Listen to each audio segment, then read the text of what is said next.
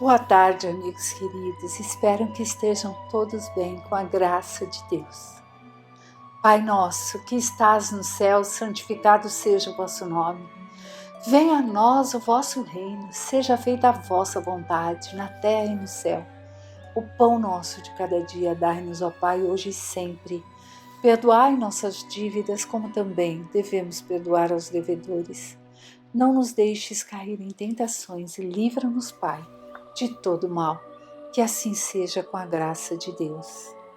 Hoje nós daremos continuidade ao estudo do Evangelho segundo o Espiritismo, decodificado por Allan Kardec, e estamos no capítulo 24. Não coloqueis a candeia debaixo do alqueire. E na última palestra nós vimos o item 1, 2, 3 e 4. Hoje nós iniciaremos no item 5 do livro do Evangelho e nós vamos ver um pouquinho, do que estávamos falando. Nós vimos no finalzinho do item 4 que cada um, na hora certa, deixará e fará acender a sua luz, o seu conhecimento, e fará essa luz fluir aos outros. E ajudar o outro será uma consequência de iluminarmos a nós mesmos. Mas se nós pensarmos bem, nós vamos ver que não temos o direito de interferir sem que o outro esteja pronto. Assim como Jesus faz conosco e fez sempre lá, falando por parábolas. Lembram da última palestra? Que ele fala assim, tem uns que têm ouvidos, mas não conseguem ouvir. Então, por quê? Porque ainda não estão prontos. Aos seus discípulos, ele já disse assim, com maior claridade, porque como vimos também, para relembrarmos, já estavam preparados, já tinham uma bagagem, porque estariam aqui para ajudá-lo nessa propagação desse evangelho, E a gente viu também, estamos vendo dia a dia que a fé tem que ser alimentada com conhecimento, com bagagem, com razão. A razão ensinando, porque se não dominarmos a razão com o conhecimento, a fé acaba enfraquecendo. Nós precisamos nos alimentar com conhecimento para alimentarmos a fé. Porque a gente já viu lá no comecinho do Evangelho que antigamente não se buscava no Evangelho ou no livro Céu e Inferno. Eu acho que foi lá que eu me lembro vagamente. Me perdoem se não foi esse o nome do livro, mas que aqueles que detinham o poder, nós vimos no início desse capítulo também, que os rabinos passavam aos seus iniciados e que ali ficava preso esse conhecimento.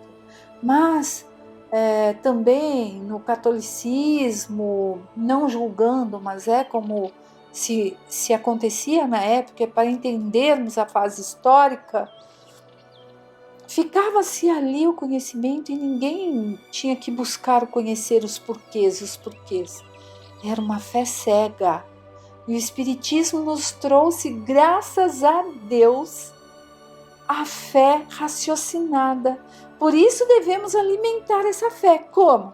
Fazendo o que vamos fazer agora. Estudando, buscando o como e os porquês e entender ali no miudinho as palavras, Vamos à leitura. É o item 5 desse capítulo, do capítulo 24. Se em sua prudente sabedoria a providência só revela as verdades gradualmente, sempre as desvendará à medida que a humanidade esteja madura para recebê-las. Então aqui a gente já viu várias vezes, Cada coisa a seu tempo, mantendo-as em reserva e não debaixo do alqueire. Porém, quando os homens as possuem, as escondem do povo a maior parte do tempo, apenas com o intuito de dominá-lo. São estes os que verdadeiramente colocam a luz debaixo do alqueire. Foi por isso que todas as religiões tiveram seus mistérios, cujo exame proíbem. Mas, enquanto essas religiões permaneciam atrasadas, a ciência e a inteligência avançaram e romperam o véu dos mistérios. O povo, atingindo a maturidade, quis conhecer os mistérios a fundo e não eliminou de sua fé o que era contrário à observação. Desculpe porque eu li errado. E então, eliminou de sua fé o que era contrário à observação. Não pode haver mistérios absolutos, e Jesus está com a razão quando diz que não há nada de secreto que não deva ser revelado. Tudo que está oculto será um dia descoberto, e o que o homem ainda não pode compreender na terra lhe será sucessivamente revelado em mundos mais avançados e quando estiver purificado. Aqui, na terra, ele ainda está em meio ao nevoeiro, ou seja, nós estamos buscando, estamos ali aprendendo tanta coisa em relação à última encarnação, digamos assim, mas ainda há esse nevoeiro de tantas outras coisas que não nos cabe conhecermos agora, não temos nem condições, ficaríamos ali como diz lá no último capítulo, que acaba ofuscando-se e não teríamos condições de compreender. É esse o objetivo. Vamos ver então, falar um pouquinho sobre esse trecho. Vamos perceber então, olha, nós já havíamos falado dos fariseus. Geralmente, os fariseus faziam colocações ao povo que eram inverdades, com o objetivo de manter o medo e o domínio sobre o povo. Muitas religiões fizeram uso desse domínio na Idade Média e ainda hoje. Alguns pretendem agir assim, porém o conhecimento traz a libertação. Mas também há aquele povo que ainda gosta e acha que é seguro confiar cegamente. Ainda acha que é seguro, que quem está falando lá, ou no palanque, num pedestal, em algum lugar, tem toda a certeza. E nós já aprendemos que não. Nós sabemos que os espíritos superiores, eles gostam quando nós vamos lá buscar, entender o porquê, né? Algumas falam em mistérios, algumas religiões, né? Falam em mistérios aos quais devem permanecer ocultos. E não é bem assim. Estes tais mistérios devem ser revelados conforme a busca, conforme a força de vontade, conforme o esforço de cada indivíduo. Já não diz assim? Busquei a verdade vos libertará? Nós já não vimos isso? Por quê? Porque aquele que tem o conhecimento está liberto, porque ele sabe do que e dos porquês e de como agir para agir corretamente. Não tem que ficar ali acreditando sem buscar o conhecimento. Kardec diz: se um dia a ciência disser que alguma coisa no espiritismo está errada, fique com a ciência, porque temos que caminhar juntos com a ciência, porque ela nos ensina a crescer, a evoluir. Aquele que busca a verdade e não aceita a fé cega. Se estamos buscando a verdade, nós não vamos aceitar aquela fé cega de antigamente, né? Quem busca a verdade não aceita perguntas sem respostas. Vai atrás do conhecimento, pergunta, procura estudar, pesquisa. Hoje em dia nós temos tantos meios, né, de buscarmos isso, graças a Deus. Durante essa existência que nós temos aqui na Terra, nós ainda estamos sob o nevoeiro, como diz ali no finalzinho. Conforme formos nos esclarecendo, nos purificando, vamos reencarnando noutros planos mais elevados e tudo vai ficando mais esclarecido. Nada de forma mágica, mas através do estudo, do esforço e da prática. Não podemos esquecer que todo esse conhecimento que temos a graça de termos em nossas mãos, de podermos buscar hoje em dia, é justamente para que façamos uso na prática, no dia a dia, com os que estão à volta, com os que estão distantes, para que saibamos ali nos conhecer, entender nossos pensamentos, nossas questões, né? E entender o que Jesus nos diz sobre tudo isso. Continuemos a leitura. Pergunta-se: que proveito o povo poderia tirar dessa quantidade de parábolas cujo sentido era indecifrável? Devemos considerar que apenas nas questões de mais difícil compreensão da sua doutrina, Jesus falou de modo velado, principalmente por parábolas, mas a respeito da caridade para com o próximo e da humildade, em tudo o que disse foi claro e objetivo, não deixando dúvidas, já que elas são condições básicas da salvação. Então vamos ver esse trechinho pequenininho desse item 6. Nós percebemos aqui o que está acontecendo. Naquilo que era fundamental, Jesus não falou por parábola. Fazer ao próximo que gostaria que a ti fosse feito, né? Caridade, humildade. Se colocar no lugar do outro, não julgar. Isso ele falou às claras e as pessoas tinham condições de aprender naquela época. E nessa época e na próxima época, basta termos ali a prática em nossas ações. Devia ser assim porque se tratava de uma regra de conduta, regra que todos deviam compreender para poder cumpri-la. Era o essencial para um povo inculto ao qual se limitava a dizer: eis o que é preciso fazer para ganhar o reino dos céus. Sobre as outras partes, ele desenvolvia seu pensamento apenas junto aos discípulos, que estavam mais avançados moral e intelectualmente, e Jesus podia ensinar-lhes conhecimentos mais avançados. Foi assim que disse: a aqueles que já têm, será dado ainda mais. Então, vejamos aqui, olha, àquele que já tem será dado ainda mais. Se nós olharmos fora do contexto, vai falar, meu Deus, mas que Jesus é esse? Se a pessoa já tem, vai ser dado ainda mais? Mas o quê? Conhecimento.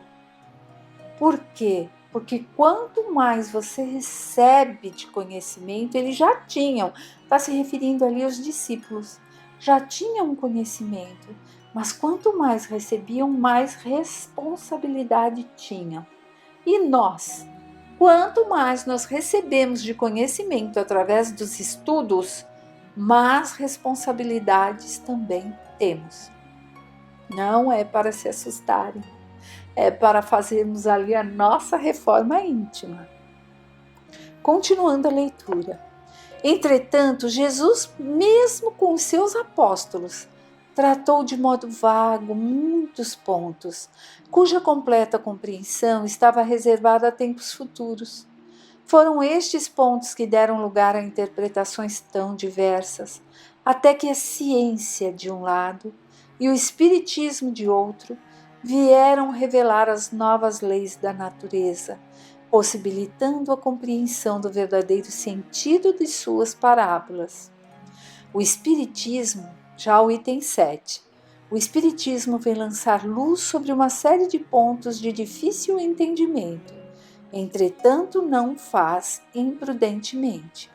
Os Espíritos, em suas instruções, procedem com uma admirável prudência, apenas sucessiva e gradualmente abordam as diversas partes já conhecidas da doutrina, e é assim que as outras partes serão ainda reveladas à medida que o momento de fazê-las vir à luz tiver chegado.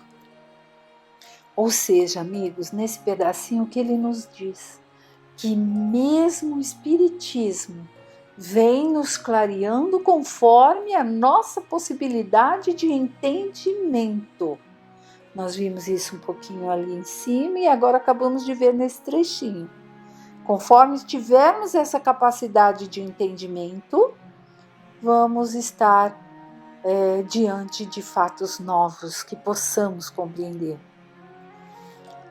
Se a houvessem revelado completa desde o início, seria acessível apenas a um pequeno número de pessoas, e assim teria assustado e afastado aqueles que não estivessem preparados para entendê-la, o que teria prejudicado a sua propagação. Se os espíritos ainda não dizem tudo abertamente, não é porque haja na doutrina mistérios reservados a privilegiados, nem porque coloquem a candeia debaixo do alqueire, mas porque cada coisa deve vir no tempo oportuno.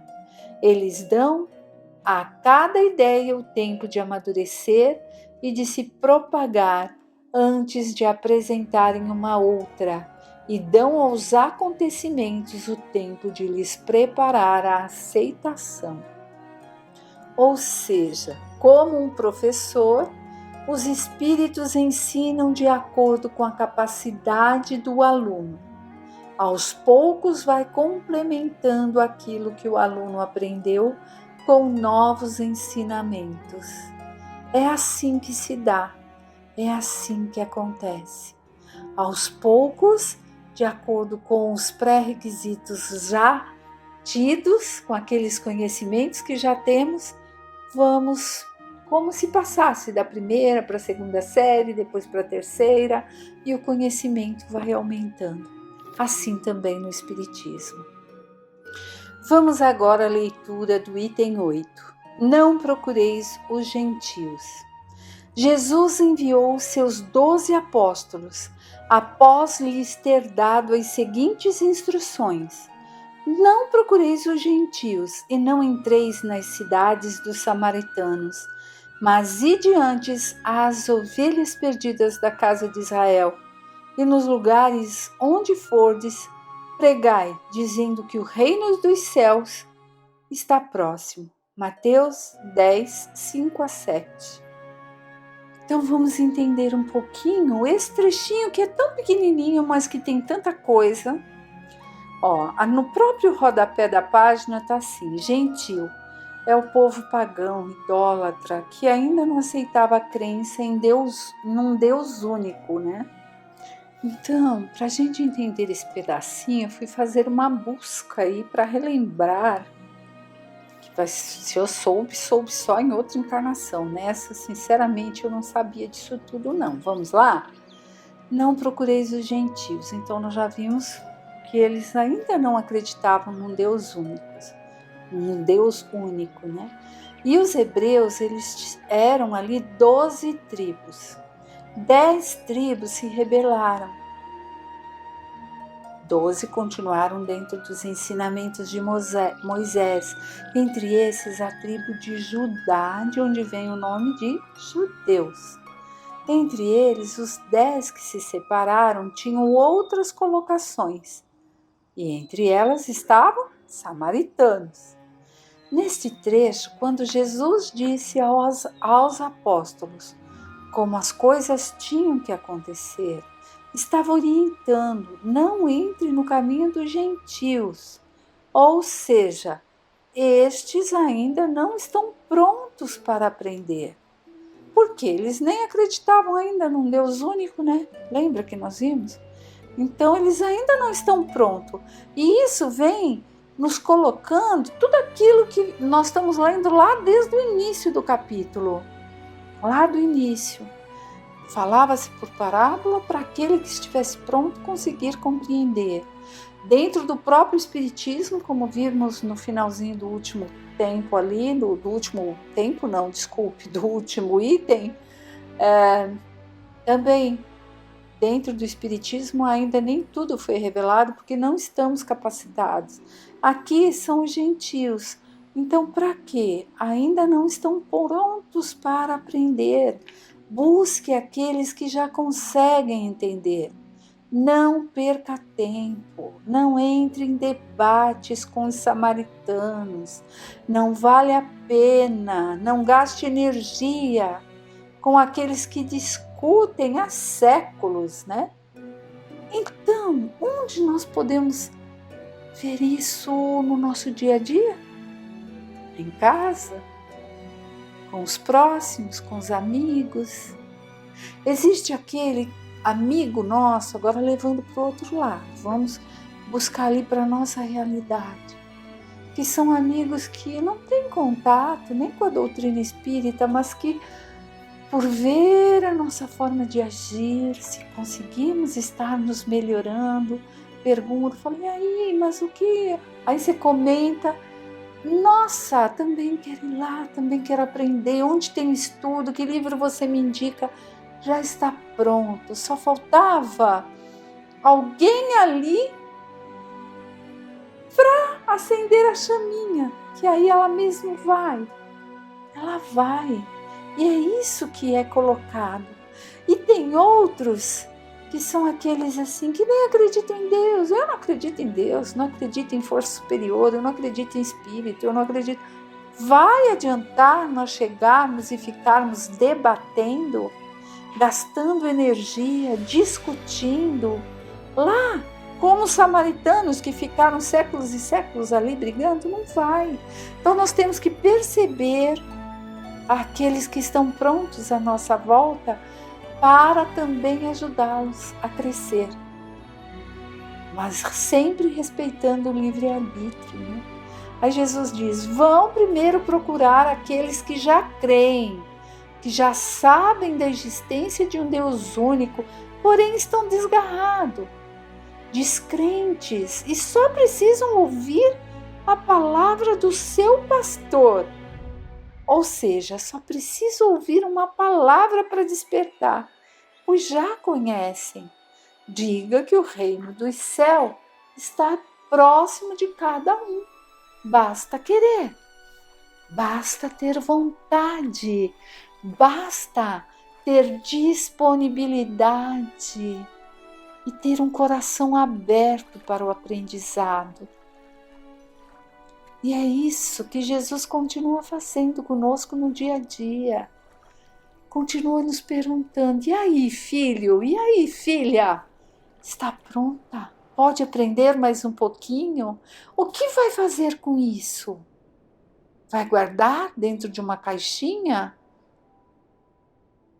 Vai só carregar seus ensinamentos para a pátria espiritual quando retornar? Ou vai praticar? Ou vai mostrar através de atitudes aos quais estiverem perto? Nessa época de pandemia, a gente pode mostrar de várias formas. Às vezes, uma frase que você coloque ali na rede social, mas que incentive, que coloque o povo para cima, que diga, creia em Deus, tudo tem um porquê, meus filhos, tudo é um aprendizado e nós estamos aprendendo muito nessa época. Agradeçamos a Deus por mais um dia de estudo.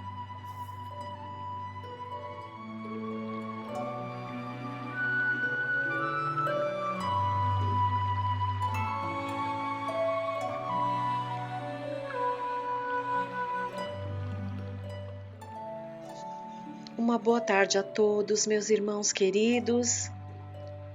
Vamos lá a mais um capítulo da Gênese de Kardec, capítulo 18, Sinais dos Tempos, a geração nova. Vamos dar continuidade, nós já iniciamos, agora vamos ler o item 9.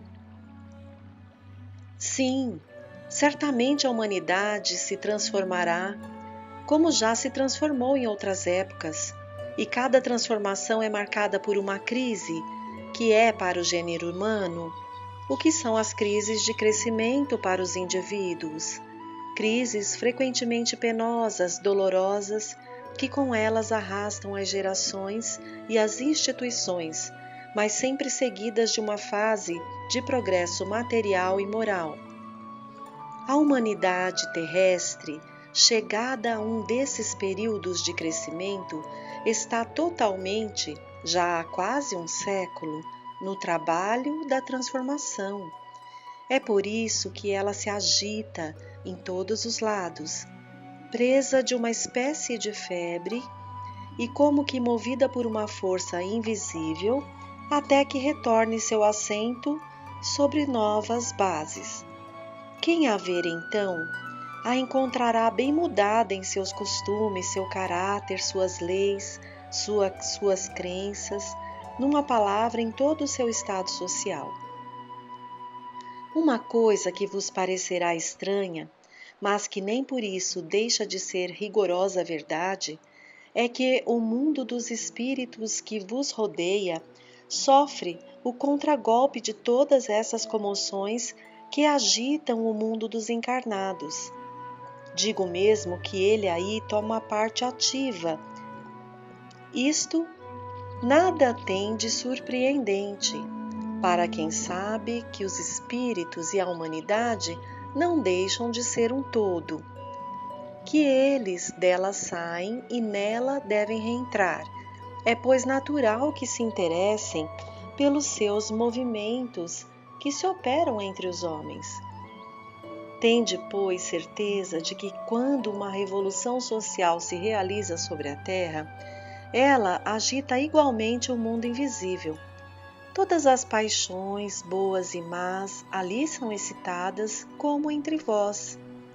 Uma invencível agitação reina entre os espíritos que ainda fazem parte de vosso mundo e que aguardam o momento de ali reentrar. A agitação dos encarnados e dos desencarnados se juntam por vezes, e mesmo na maior parte dos casos, pois que tudo se relaciona na natureza. Às perturbações dos elementos físicos. Dá-se então, por algum tempo, uma verdadeira confusão geral que passa como um furacão, depois do qual o céu volta a ser sereno e a humanidade reconstituída sobre novas bases, imbuída de novas ideias, percorre nova etapa de progresso. É no período que se abre que se verá florescer o Espiritismo e que produzirá seus frutos. É, pois, para o futuro, mais que para o presente, que vós trabalhais. Contudo, era necessário que tais trabalhos fossem preparados antecipadamente, pois eles preparam as vias da regeneração pela unificação e a racionalidade das crenças. Felizes aqueles que dele aproveitam desde hoje. Isto será para eles um outro passo e penas poupadas. Dr. Barry. Então, esse item 9 foi ali as palavras do Dr. Barry, que vem dar assim o seu testemunho sobre esse momento de regeneração, né, de transformação para um planeta de regeneração que estamos passando. Kardec, no item 10, nos diz: resulta do que precede que, em consequência do seu movimento de translação através do espaço, os corpos celestes exercem uns sobre os outros uma influência maior ou menor, conforme sua aproximação e sua posição respectivas, que essa influência pode ser causa de uma perturbação momentânea em seus elementos constitutivos e modificar as condições de vitalidade de seus habitantes, que a regularidade dos movimentos deve resultar da volta periódica das mesmas causas e dos mesmos efeitos, que, se a duração de certos períodos é bastante curta para ser apreciável pelos homens, outras veem passar gerações e raças que dela não se apercebem e para as quais o estado de coisas é normal. As gerações, ao contrário, contemporâneas da transição, dela recebem o contragolpe e tudo lhes parece afastar-se das leis ordinárias. Elas veem uma causa sobrenatural, maravilhosa, milagrosa, naquilo que, na realidade, nada é senão o cumprimento das leis da natureza. Se, pelo encadeamento e a solidariedade das causas e dos efeitos, os períodos de renovações morais da humanidade coincidem, como tudo leva a crer, com as revoluções físicas do globo, elas podem ser acompanhadas ou precedidas de fenômenos naturais, insólitos para aqueles que não estejam habituados, de meteoros que lhes parecem estranhos, da recrudescência e intensificação desacostumadas, de flagelos destruidores. Tais flagelos não são causa, nem presságios sobrenaturais, mas sim uma consequência do movimento geral que se opera no mundo físico e no mundo moral. Ao predizer a era da renovação, que devia abrir-se para a humanidade e marcar o fim do velho mundo, Jesus pôde, pois, dizer que ela seria assinalada por fenômenos extraordinários, tremores de terra, flagelos diversos, sinais nos céus, que não são outra coisa senão meteoros, sem sair das leis naturais. Mas o vulgo ignorante viu nessas palavras o anúncio de fatos miraculosos. A previsão dos movimentos progressivos da humanidade nada tem de surpreendente para os seres desmaterializados que veem o objetivo para o qual tendem todas as coisas, pois alguns deles possuem o pensamento direto de Deus e são os que julgam, nos movimentos parciais, o tempo no qual se poderá realizar o movimento geral, como se estima o tempo que necessitará uma árvore para frutificar, como os astrônomos calculam a época de um fenômeno astronômico pelo tempo que um astro leva para realizar sua revolução. A humanidade é um ser coletivo, no qual se operam as mesmas revoluções morais que em cada ser individual, com esta diferença, que umas se realizam de ano para ano e as outras de século em século. Se a seguirmos em suas evoluções através do tempo, veremos a vida das diversas raças marcadas por períodos que dão a cada época uma fisionomia particular. A marcha progressiva da humanidade opera-se de duas maneiras, como temos dito. Uma, gradual, lenta, insensível, se consideram as épocas próximas, que se traduz por melhorias sucessivas nos costumes, nas leis, nos usos, e não se percebe senão à distância, como as mudanças que as correntes da água realizam na superfície do globo. Outra, por movimentos relativamente bruscos, rápidos, semelhantes àqueles de uma torrente que rompe seus diques, que lhe fazem franquear em alguns anos o espaço que levou séculos a percorrer. É então um cataclismo moral que traga em alguns instantes as instituições do passado e ao qual sucede uma nova ordem de coisas que se assenta aos poucos à medida que a calma se restabelece e se torna definitiva. A quem viver tempo bastante para abarcar as apresentações da nova fase, parecerá que um mundo novo haja saído das ruínas do antigo. O caráter, os costumes, os usos, tudo mudou. É que com o efeito surgiram homens novos, ou melhor, regenerados. As ideias adotadas pela geração que se extingue deram lugar às ideias novas da geração que se eleva. A humanidade tornada adulta tem novas necessidades, aspirações mais amplas, mais elevadas. Ela compreende o vazio das ideias nas quais foi acalentada, a insuficiência das suas instituições no tocante à sua felicidade. Ela não encontra mais, no estado de coisas, as satisfações legítimas cujo apelo sente. É por isso que deixa o círculo infantil e se lança, impelida por uma força irresistível, em direção a praias desconhecidas, à descoberta de novos horizontes menos estreitos.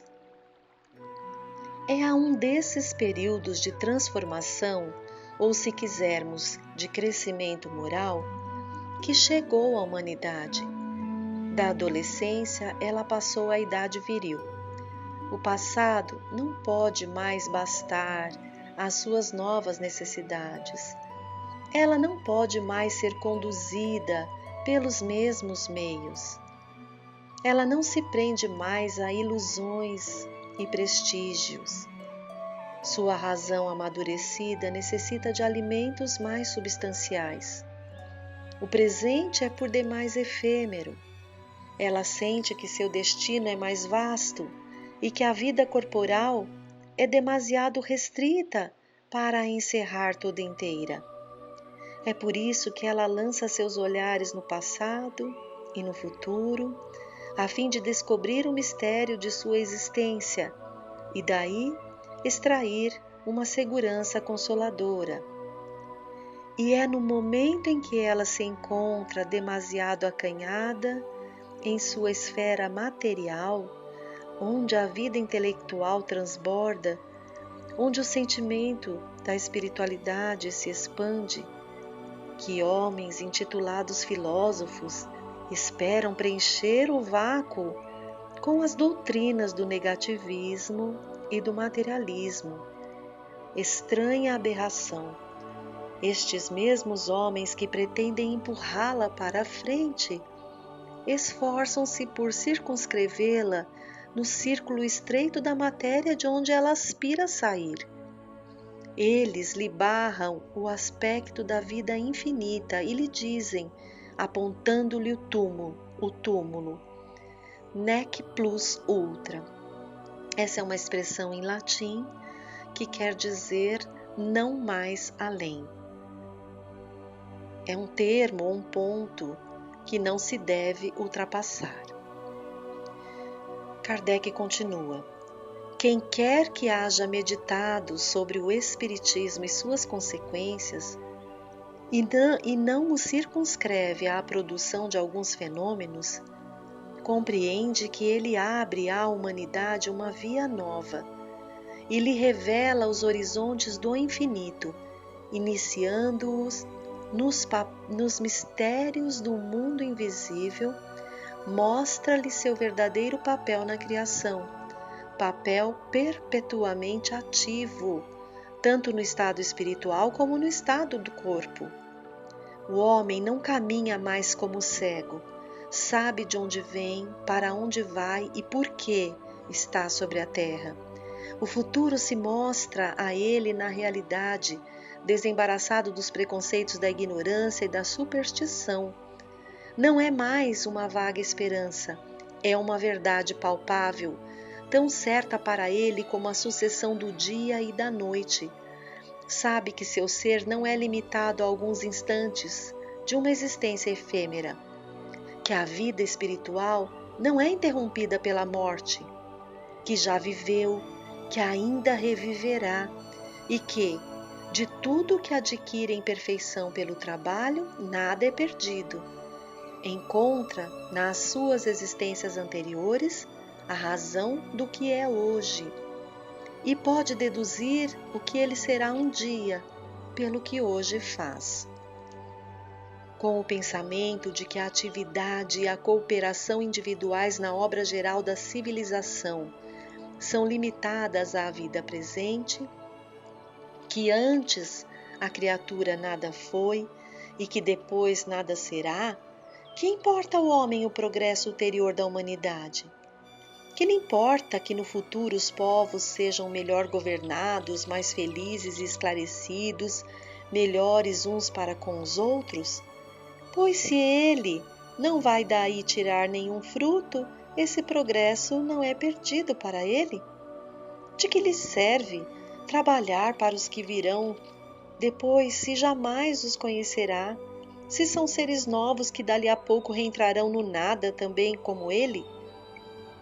Sob o império da negação do futuro individual, tudo se amesquinha, forçosamente às acanhadas proporções do momento e da personalidade. Mas, ao contrário, que amplitude dá ao pensamento do homem a certeza da perpetuidade do seu ser espiritual. Que de mais racional, de mais grandioso, de mais digno do Criador, que esta lei segundo a qual a vida espiritual e a vida corporal não são senão dois modos de existência que se alternam para a concretização do progresso. Que de mais justo e de mais consolador, senão a ideia dos mesmos seres progredindo sem cessar, a princípio através das gerações do mesmo mundo e em seguida de um mundo para outro, até atingir a perfeição sem solução de continuidade. Todas as ações têm então uma finalidade, pois, trabalhando para todos, estaremos trabalhando para nós mesmos e reciprocamente, de sorte que nem o progresso individual, nem o progresso geral jamais são estéreis. Aproveita as gerações e as individualidades futuras, que não são senão as gerações e as individualidades passadas, chegadas a um grau mais alto do adiantamento. A fraternidade deve ser a pedra angular da nova ordem social. Porém, não há fraternidade real, sólida e efetiva se não for apoiada numa base inquebrantável. Essa base é a fé. Não a fé em tais ou quais dogmas particulares que mudam com o tempo ou os povos e se apedrejam, pois quando se anatematizam, alimentam o antagonismo. Mas a fé dos princípios fundamentais que todo mundo pode aceitar: Deus, a alma, o futuro, o progresso individual, indefinido, a perpetuidade das relações entre os seres. Quando todos os homens se convencerem de que Deus é o mesmo para todos, do justo e do injusto, que o mal vem dos homens e não dele, hão de que este Deus, soberanamente justo e bom, nada pode querer se encarar como filhos de um mesmo Pai e estender-se-ão as mãos. É esta fé que o Espiritismo proporciona e que de agora em diante será o eixo sobre o qual se moverá o gênero humano, quaisquer que sejam o modo de adoração e crenças particulares. O progresso intelectual realizado até hoje nas mais vastas proporções é um grande passo e marca a primeira fase da humanidade, porém sozinho é impotente para regenerá-la.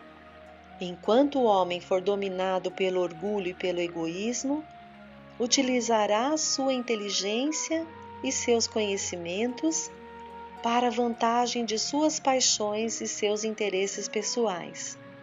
É por isso que ele os aplica ao aperfeiçoamento dos meios de prejudicar os seus semelhantes e os destruir. Unicamente o progresso moral pode assegurar a felicidade dos homens sobre a terra, pondo um freio às suas más paixões. Unicamente ele pode fazer reinar entre os homens a concórdia, a paz e a fraternidade. É ele, o progresso moral, que derrubará as barreiras dos povos, que fará cair os preconceitos de casta e calar os antagonismos de seitas, ensinando aos homens a se considerarem como irmãos, chamados a se auxiliar reciprocamente e não a viver às expensas uns dos outros.